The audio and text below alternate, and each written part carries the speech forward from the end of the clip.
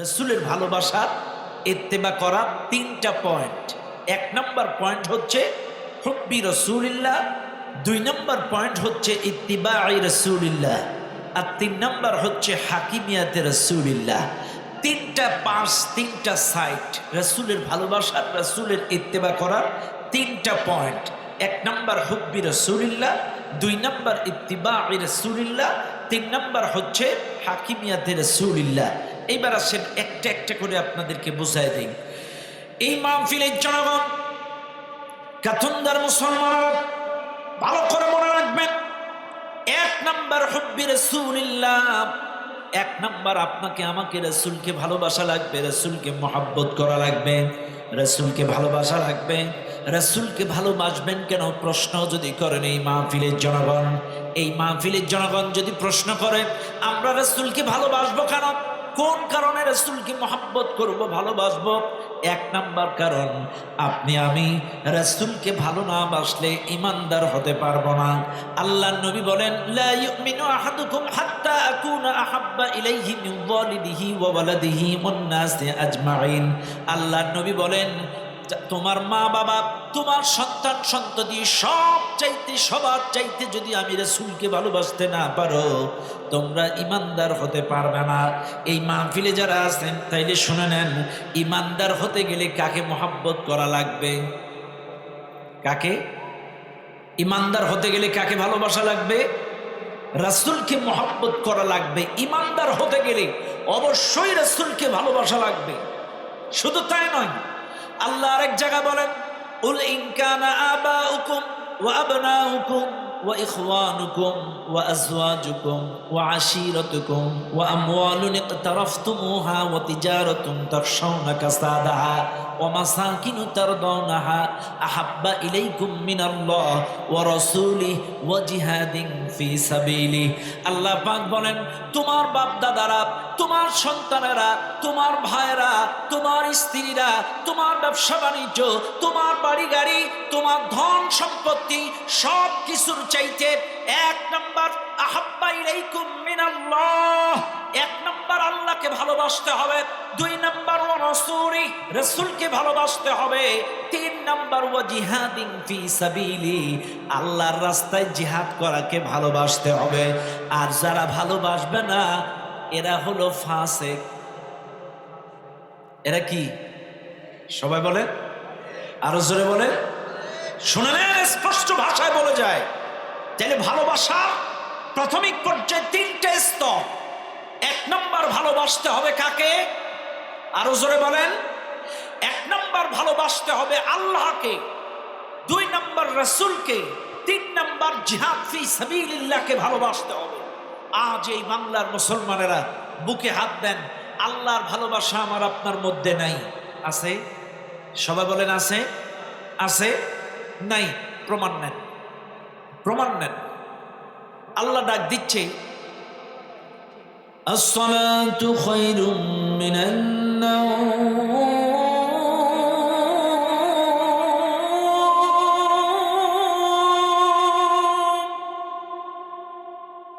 ডাক দিছে আপনাদের, হাইয়া আলাস সালাহ, হাইয়া আলাল ফালাহ, আল্লাহ ডাক দিছে।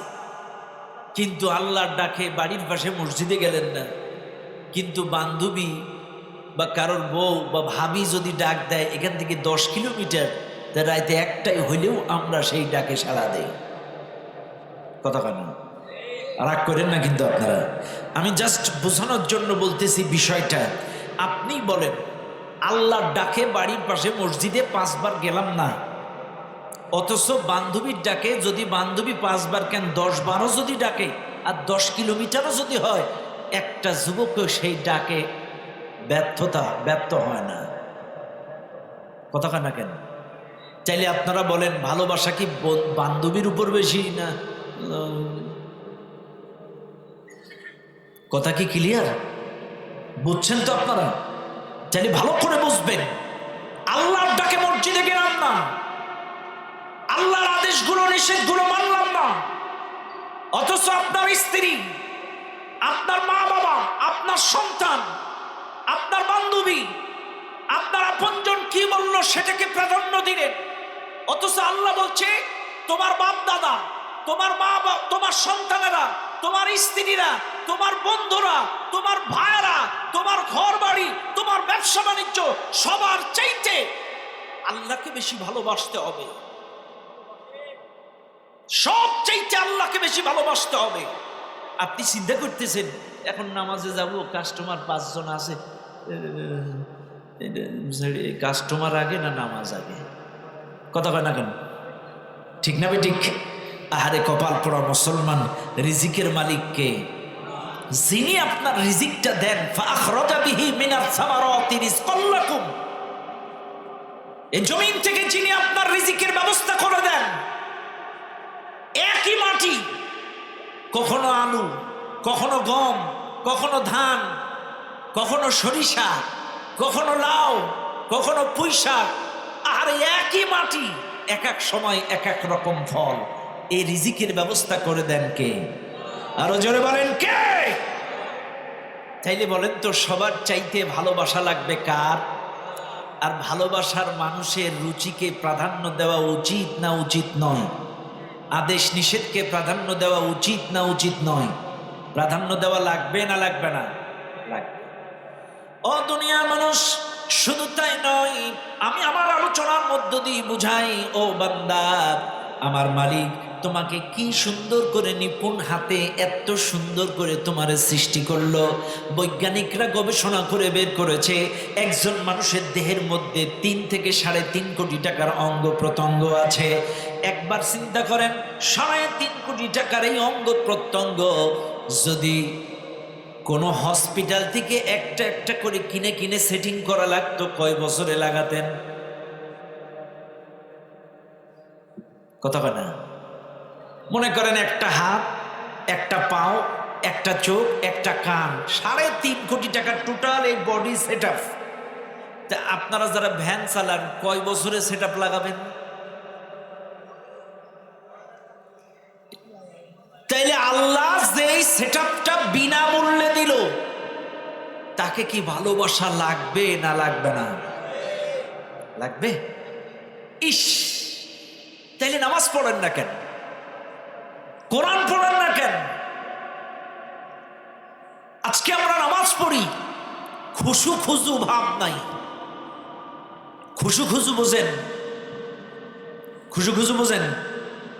খুশু খুজু কারে কয় কোন তো? হ্যাঁ, মোহাম্মদ চৌকারে। হ্যাঁ, খুশু হচ্ছে অন্তরটা আল্লাহর দিকে রজ্জু করা, আর খুজু হচ্ছে অঙ্গ প্রত্যঙ্গ আল্লাহর দিকে রজ্জু করা। খুশু হচ্ছে অন্তরটা, আমি যখন নামাজে দাঁড়াবো আমার অন্তরটা কার দিকে থাকবে? আল্লাহর দিকে থাকবে। আর খুজু হচ্ছে আমার প্রত্যেকটা অঙ্গ প্রত্যঙ্গ আল্লাহর দিকে থাকবে। পাটা সোজা করে দাঁড়াবো, সুন্দর করে নম্র ভদ্রভাবে দাঁড়াবো, এরপরে সুন্দর করে হাতটা নিয়ত বাঁধবো, এদিকে ওদিকে ওদিকে ওদিকে এদিকে ওদিকে না, একদম আল্লাহর দিকে থাকবে দেহর প্রত্যেকটা অঙ্গ প্রত্যঙ্গ। এটা হলো খুজু। আর খুশু হচ্ছে অন্তরটা আল্লাহর দিকে থাকবে। আমার আল্লাহর সামনে আমি দাঁড়ায় আছি, আল্লাহ আমাকে দেখতেছে, আল্লাহ আমাকে দেখতেছে, আমার প্রত্যেকটা কথা আল্লাহর সাথে হবে। স্পষ্ট ভাষায় শুনে নেন, এ পৃথিবীর মানুষ আমার আপনার মনের আশা আকাঙ্ক্ষাগুলো যদি আল্লাহকে বলতে চান, তাহলে নামাজ পড়েন, আর নামাজে খুশু খুশুর সাথে পড়েন। যদি নামাজে যে অন্তরটা আল্লাহর দিকে করে প্রত্যেকটা কথা মনে করতে পারেন যে আমি আল্লাহকে বলছি, আপনার নামাজ কবুল হবে, কোনো সন্দেহ না। কিন্তু আজকে কপাল পোড়া মানুষ, নামাজের মধ্যে অন্তরটা থাকে আর এক জায়গায়। কথা কয় না কেন? অন্তর থাকে কোন জায়গায়? আর এক জায়গায় থাকে। অথচ বিশ্বাস করেন না, খুশু আর খুজু এটার তফাৎ আমি আপনাদেরকে বুঝাইয়া দিলাম। ও মুসলমানেরা, চাইলে আসেন, 1 নাম্বার ভালোবাসবেন কার? 2 নাম্বার ওয়া রাসূলি, রাসূলকে ভালোবাসতে হবে। রাসূলকে ভালোবাসতে হবে, বারবার আল্লাহ বলছে রাসূলকে মহব্বত করতে হবে। 1 নাম্বার রাসূলকে ভালোবাসবেন। রাসূলকে না ভালোবাসলে আপনি ইমানদার হতে পারবেন না। ও দুনিয়ার মানুষ, ইমানদার না হতে পারলে কি জান্নাতে যাওয়া যাবে? আরো জোরে কোন যাবে? চাইলে মনে রাখবেন, 1 নাম্বার রাসূলকে ভালোবাসতে হবে, রাসূলকে মহব্বত করতে হবে। কেন আপনি রাসূলকে ভালোবাসবেন? এই কারণে রাসূলকে ভালোবাসবেন কারণ আমার রাসূলের জামালুনের কারণে রাসূলকে ভালোবাসবেন, আমার রাসূলের সৌন্দর্যের কারণে রাসূলকে ভালোবাসবেন। এই পৃথিবীতে যত নবী রাসূল আল্লাহ তাআলা প্রেরণ করেছিলেন, সবচাইতে সৌন্দর্যের অধিকারী ছিলেন আমার আপনার প্রিয় নবী। এর চাইতে সুন্দর মানুষ আল্লাহর জমিনে আর একটাও পৃথিবীতে আল্লাহ পাক পাঠান নাই। ও দুনিয়ার মানুষ, আম্মা জান আয়েশা সিদ্দিকা রাদিয়াল্লাহু আনহা, হযরতে আম্মা জান আয়েশা নবীজিকে একদিন ডেকে ডাক দিয়ে বললেন, ইয়া রাসূলুল্লাহ, ইয়া হাবিবাল্লাহ, কোরআনুল কারীমের মধ্যে আপনার চরিত্রের বর্ণনা আছে কিন্তু আপনার সৌন্দর্যের বর্ণনা নাই। ইয়া রাসূলুল্লাহ, কোরআনুল কারীমের মধ্যে আল্লাহ পাক বলেন, ওয়া ইন্নাকা লাআলা খুলুকিন আযীম, আমার নবী মহান চরিত্রের অধিকারী। এ সার্টিফিকেট আল্লাহ কোরআনে দিয়েছেন কিন্তু আপনার সৌন্দর্যের বর্ণনা দেন নাই। কিন্তু ওদিকে ইউসুফ নবীর সৌন্দর্যের বর্ণনা তো আল্লাহ কোরআনে দিয়েছেন। কারণ ওই যে জুলেখা বিবি ইউসুফকে যখন তার অন্দরমহলে সমস্ত নারী সুন্দরীদেরকে ডেকে ডেকে ডেকে এসে বলেছিল, এই পাশ থেকে ওই পাশে যাও, তখন ইউসুফ যখন যাচ্ছিল তারা ফল কাটতে কাটে আঙ্গুল কেটে ফেলেছিল। তারা বলেছিল, ইন হাদা ইল্লা মালাকুম কারীম, মনে হয় কোনো একটা ফেরেশতা, ফেরেশতাদের সাথে পর্যন্ত সমতুল্য করেছিল ওই মিশরের নারীরা। কিন্তু দুনিয়ার মানুষ আয়েশা সিদ্দিকা রাদিয়াল্লাহু আনহা বলেন, ইয়া রাসূলুল্লাহ, কোরআনুল কারীমের মধ্যে ইউসুফের সৌন্দর্যের বর্ণনা আছে, আপনার ডানাই কেন? তাইলে কি আমি ভেবে নেব আপনার চাইতে ইউসুফ নবী বেশি সুন্দর? বলে, আয়েশা রে, কখনোই না, কখনোই না। ওরা তো ইউসুফ নবীর চেহারা দেখে কাটতে আঙ্গুল কেটে ফেলেছে, ওরা তো আমাদের দেখে নাই। শুনে নাও আয়েশা, ইউসুফ ছিল হাসা ফর্সা, তার চামড়াটা ছিল সাদা ফর্সা, আর আমি মুহাম্মদকে আমার মালিক এমন করে বানাইছে, আমার চেহারার মধ্যে আল্লাহ গোল্ডেন প্রলেপ দিয়েছে, আমি গোল্ডেন ফর্সা। এবার বলেন, রূপার দাম বেশি না স্বর্ণের দাম বেশি? সুবহানাল্লাহ বলবেন না? আমাদের নবী বলতেছে, আয়েশা, ইউসুফকে তো আল্লাহ হাসা ফর্সা বানাইছিল, আমাকে গোল্ডেন ফর্সা বানাইছে। এত সুন্দর ছিলেন আমার নবী। শুনে নেন আজকের মানুষ, চাইলে চেহারা সৌন্দর্যের কারণে যদি কাউকে ভালোবাসতে হয়, সেটা একমাত্র আমার নবী। কথা বলেন ঠিক না বেটি? 2 নাম্বার, ভালোবাসবো কেন? কামালুন, সার্বিক যোগ্যতা, যোগ্যতা সম্পন্ন, অলরাউন্ডার। এমন কোন গুণ ছিল না যেটা আমার নবীর মধ্যে ছিল না।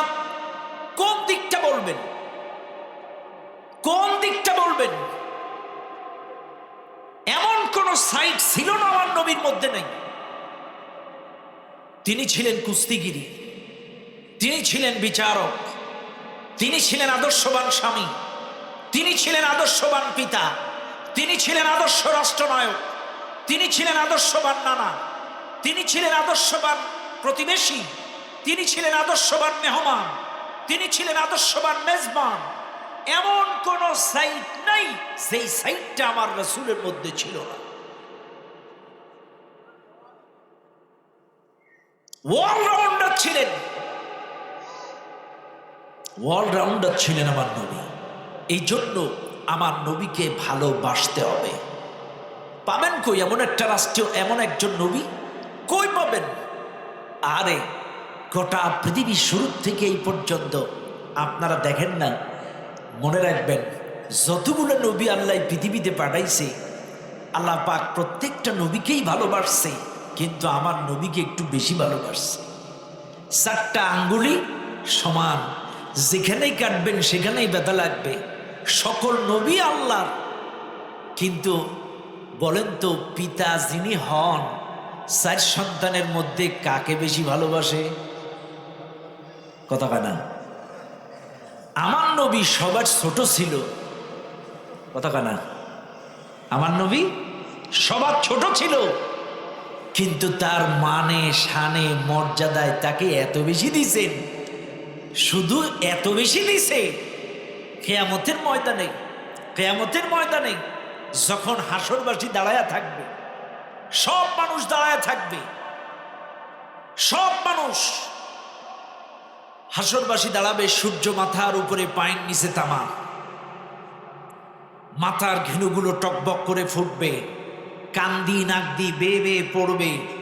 ওই কঠিন মুসিবতের সময় হাসরবাসী আদম আলাইহিস সালামের কাছে যে বলবেন, ইয়া আবাল বাশার, আদম আলাইহিস সালাম, ও আমাদের আদি পিতা, আল্লাহর নবী, আপনি একটু আল্লাহকে বলেন বিচারটা যেন তাড়াতাড়ি শুরু করে।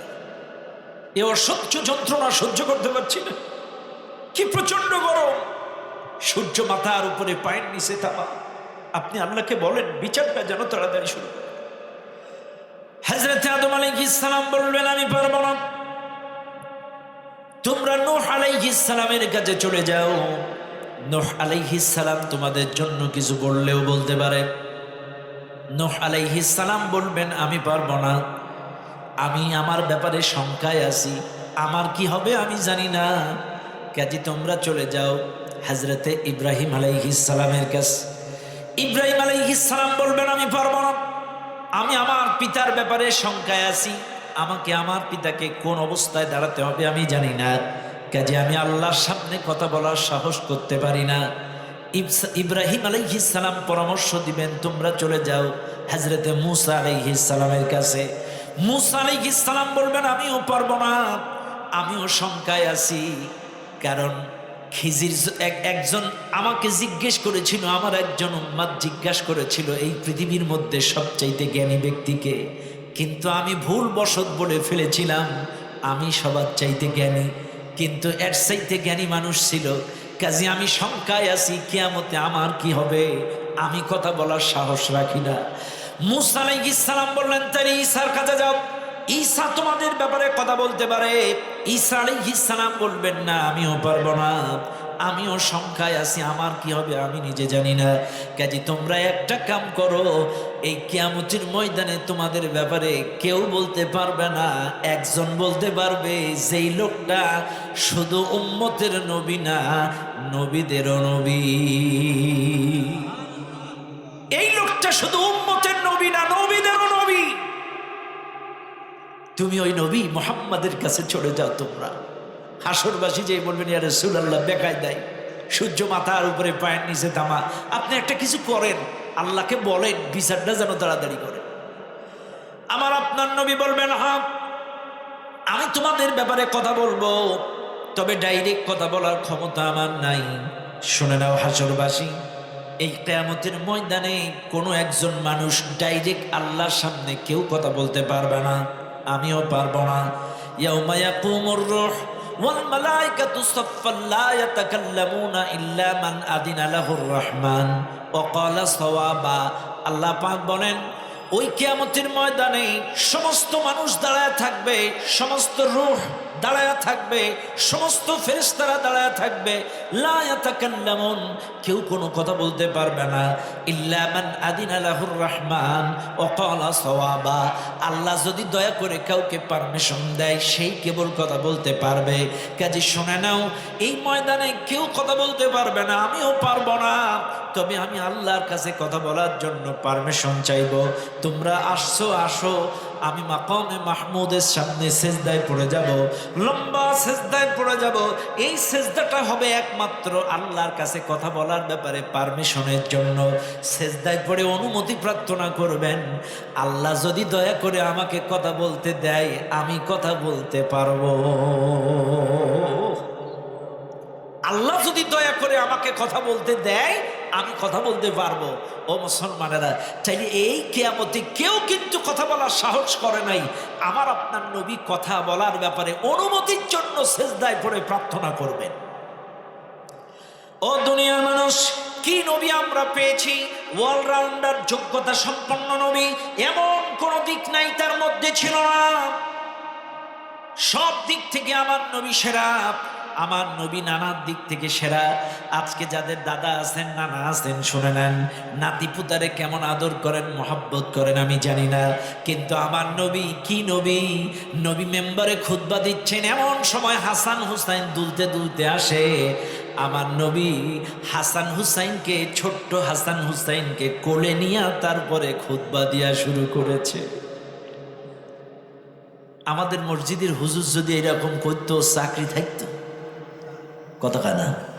ও চাকরি কোন জায়গায়? বটতলায়। অথচ রাসূল তার নাতিরা আসতেছেন, তাদেরকে কোলে করে নিয়েই খুতবা দিয়েছেন। এত বেশি আদর করতেন, সুমা খাইতেন নাতিদের। এক সাহাবী বলতেছে, হুজুর আপনি খালি হাসান হুসেনের সুমা খান, খালি সুমা খান, আমার 10টা ছেলে মিলে একটারও সুমা খাই না। হুজুর বলতেছে, যে দয়া করে না সে দয়া পায় না। যে দয়া করে না সে দয়া পায় না। এজন্য যারা দেখবেন বাচ্চাদেরকে সময় দিয়েছেন, আদর করেছেন, স্নেহ করেছেন, সাথে সাথে রেখেছেন, এরা বাবাকেও বয়সকালে সাথে সাথে রাখে। কথা হয় না কেন? ঠিক না বে ঠিক? এই জন্য রাসূল বলেছিলেন, যে দয়া করে না সে দয়া পায় না। এই জন্য আমাদেরকে এটা মাথায় রাখতে হবে। সম্মানিত ভাইরা আমার, বাবাজিরা আমার, তাহলে 1 নাম্বার হুব্বি রাসূলিল্লাহ, সবচেয়ে রাসূলকে বেশি মহব্বত করা লাগবে, ভালোবাসা লাগবে। কথাটা কার? আরো জোরে বলেন কার? আল্লাহর রাসূলকে মহব্বত করা লাগবে। আর আল্লাহর রাসূলকে এত বেশি মহব্বত করা লাগবে, রাসূলকে যদি এই পৃথিবীতে কেউ গালি দেয়, রাসূলকে যদি এই পৃথিবীতে কেউ আঘাত করে, কটাক্ষ করে, ব্যঙ্গ করে, তাকে না মারা পর্যন্ত ইমানদার মুসলমান ক্ষান্ত হতে পারে না। রাসূলকে যদি কেউ আঘাত করে, গালি দেয়, আজকে লক্ষ্য করেন, আগে কিন্তু হাদিস বলেছিল, ইউমিনু আহাদুকুম হাত্তা আকুনা আহাব্বা ইলাইহি মিন ওয়ালিদিহি ওয়া ওয়ালাদিহি ওয়ান নাসি আজমাইন। সবার চাইতে রাসূলকে ভালোবাসতে হবে। চাইলে ভালো করে বুঝবেন, আপনার মাকে যদি কেউ গালি দেয়, বাবাকে যদি কেউ গালি দেয়, আপনার কিন্তু শরীরের মধ্যে একটা জানে, ওরে না মেরে ভাত খাও না, ওটা না। মাকে বাবাকে গালি দিলে আপনার কলিজায় লাগে, আর রাসূলকে যদি গালি দেয় আপনার কি কিচ্ছু হয় না? কি মহব্বত করেন রাসূলকে, কি ভালোবাসেন, মহব্বত করেন রাসূলকে। অথচ বদরের যুদ্ধ যখন হয়ে গেল, বদরের যুদ্ধে মুসলমানদের সংখ্যা ছিল 313, কাফেরদের সংখ্যা ছিল 1000। এই যুদ্ধের ময়দানে মুসলমান 313 জন শহীদ হয়ে গেল। 313 জন সাহাবা আজমাইন এই বদরের যুদ্ধে ছিল 313 জন, কাফেরদের ছিল 1000। মুসলমানদের মধ্যে শহীদ হলো 14 জন, কাফেরদের মারা গেল 1000। শুনে নেন মুসলমানেরা, রাসূলের মহব্বত কেমন ছিল একটু দেখায়। 313 জনের মধ্যে 14 জন শহীদ, 1000 কাফেরদের মধ্যে 70 জন কাফের মারা গেল, 70 জন কাফের জীবিত অবস্থায় বন্দী হয়ে গেল। এইবার মুসলমান যখন বিজয় লাভ করলো, এই সংবাদ যখন মক্কার কাফেরদের কাছে চলে গেল, মক্কার কাফেররা এই সংবাদটা পাওয়ার পরে বড্ড অসন্তুষ্ট হয়ে গেল। 1000 কাফেরের কাছে মাত্র 313 জন কেমনে বিজয় লাভ করে? আমাদের মাটির উপরে থাকার চাইতে নিচে থাকাই ভালো, মাটির উপরে থাকার চাইতে নিচে থাকাই ভালো। 1000 কাফেরা 313, আমরা জিততে পারলাম না, উপরে থেকে কি করবো? মাটির নিচে থাকাই ভালো। এইবার কাফেররা চিন্তা করল, মুহাম্মাদের বিরুদ্ধে কুৎসা রটাও, ব্যঙ্গ করো, কটাক্ষ করো। যেহেতু বিজয় লাভ করতে পারি নাই, মুহাম্মাদের বিরুদ্ধে কিছু কুৎসা রটাও। এইবার মক্কার বড় একজন কবি সাহিত্যিক ছিলেন কাব বিন আশরাফ। এই কাব বিন আশরাফ এবার রাসূলের বিরুদ্ধে ব্যঙ্গ করা শুরু করে দিল। রাসূলকে নারী লোভী বলে, দুশ্চরিত্রবান বলে, বিভিন্ন কটাক্ষ করে, ব্যঙ্গ করে, কবিতা রচনা করে করে মক্কার অলিতে গলিতে বিভিন্ন দেয়ালের গায়ে কবিতা ছন্দে ছন্দে লিখে লিখে ও নবীর বিরুদ্ধে অপপ্রচার চালায়। আজকে বাংলার মুসলমান, আপনারাও বলেন তো, এই বাংলার বুকে যারাই হক কথা বলেছে, সত্য কথা বলেছে, আল্লাহ আল্লাহ নবীর পথে চলেছে, তাদের বিরুদ্ধেও নারী কেলেঙ্কারির মামলা দিছে কি দেয় না? মক্কায় বদরে বিজয় লাভ করেছে মুসলমান। বদরের যুদ্ধে বিজয় লাভ করার কারণে মক্কায় রাসূলের বিরুদ্ধে কবিতা রচনা হচ্ছে, রাসূলকে ব্যঙ্গ করে কটাক্ষ করে, কেন ওই বিজয় লাভ করতে পারে নাই। এদিকে নারী লোভী বলে, দুশ্চরিত্রবান বলে অপপ্রচার চালাচ্ছে। আমার বাংলাদেশের দিকেও তাকান, আলেমদের জনপ্রিয়তা এই জালেমেরা ঠেকাতে পারে নাই, আলেমদের ভালোবাসার জনপ্রিয়তা ঠেকাইতে পারে নাই, আল্লামা দিলওয়ার হোসেন সাঈদীর জনপ্রিয়তা ঠেকাইতে পারে নাই, মতিউর রহমান নিজামীর জনপ্রিয়তা ঠেকাইতে পারে নাই, মামুনুল হকের জনপ্রিয়তা ঠেকাইতে পারে নাই। প্রত্যেকটা আলেমের বিরুদ্ধে ধর্ষণের মামলা দিয়ে জেলখানায় বন্দী করে রেখেছিল। কথা বলেন ঠিক না বেটা?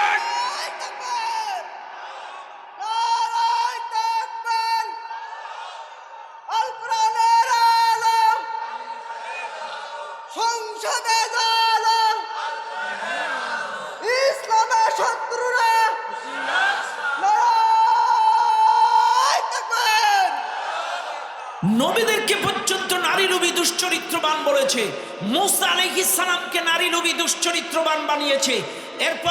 এরপরে জাকারিয়া আলাইহিস সালামকে নারী লোভী দুশ্চরিত্রবান বানাইছে।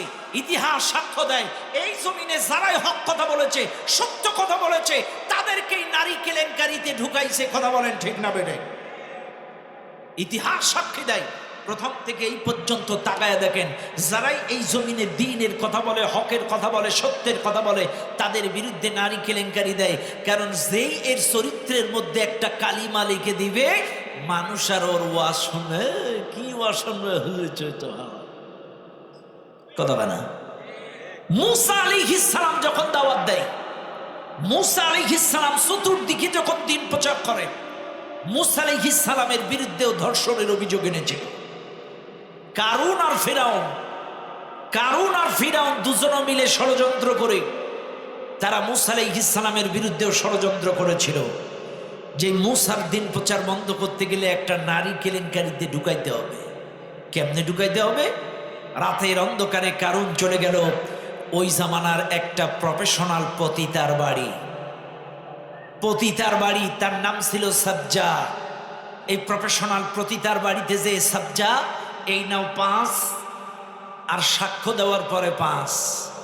তোমার কাজ হবে, মূসা যখন এই মানুষগুলো নিয়ে ওয়াজ করবে, তুমি খালি যাইয়ে পাবলিকের সামনে একবার বলবা, কার ওয়াজ শুনতেছো? এই হুজুর আমার পতিতালয়ে যায়। খালি একটা মিথ্যা সাক্ষ্য মারি দিবা, এই নাও 5 আর সাক্ষ্য দেওয়ার পরে 5, 10 লাখ দিরহাম তোমাকে দেওয়া হবে। মূসা আলাইহিস সালামের বিরুদ্ধেও ষড়যন্ত্র করেছিল নারী কেলেঙ্কারি, কিন্তু সবগুলো সমাধান করে দিয়েছেন কে? আরো জোরে বলেন কে? আল্লাহ। যুগে যুগে আজকের কোরআনের পাখিগুলোকে নারী কেলেঙ্কারিতে ঢুকানোর চেষ্টা করেছে, কিন্তু ইজ্জতের মালিক কে? আরো জোরে বলেন কে? ইতিহাস সাক্ষী, আজকের জোর জুলুম করে মানুষের উপরে ঘাড়ে পা দিয়ে লাথি মেরে চাঁদাবাজি করে 15ই আগস্ট পালন করা লাগে। আর শহীদ আল্লামা দিলওয়ার হোসেন সাঈদী রাহিমাহুল্লাহ 1 বছর পরে মারা গেল, অথচ গোটা বাংলাদেশে কোনো সাদা লাগে নাই। অলিতে গলিতে গ্রামে গ্রামে তার আত্মার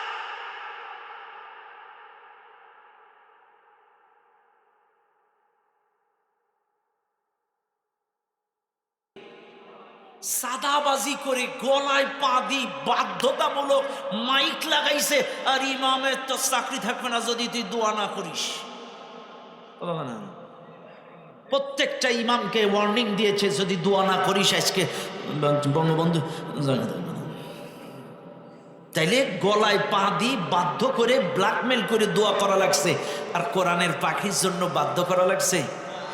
আরো আমাদের ইসলামী আন্দোলনের নেতারা বলেছে, খবরদার খবরদার, ওদের সাথে যদি রেষারেষি করেন তাহলে পার্থক্য আরো থামাই দিছে। যদি ইসলামী আন্দোলনের নেতারা না থামাইতো, 14ই আগস্টে গোটা বাংলাদেশে বিশ্ব রেকর্ড হয়ে যেত। কথা ঠিক না? আলহামদুলিল্লাহ, আলহামদুলিল্লাহ। তবে কোনো রাগ করার কোনো কায়দা নাই। যুগে যুগে যারাই হকের পথে ছিল তাদেরকে মিথ্যা কলঙ্ক দেওয়া হয়েছিল, এটা অসন্তুষ্ট হওয়ার কোনো সুযোগ নেই।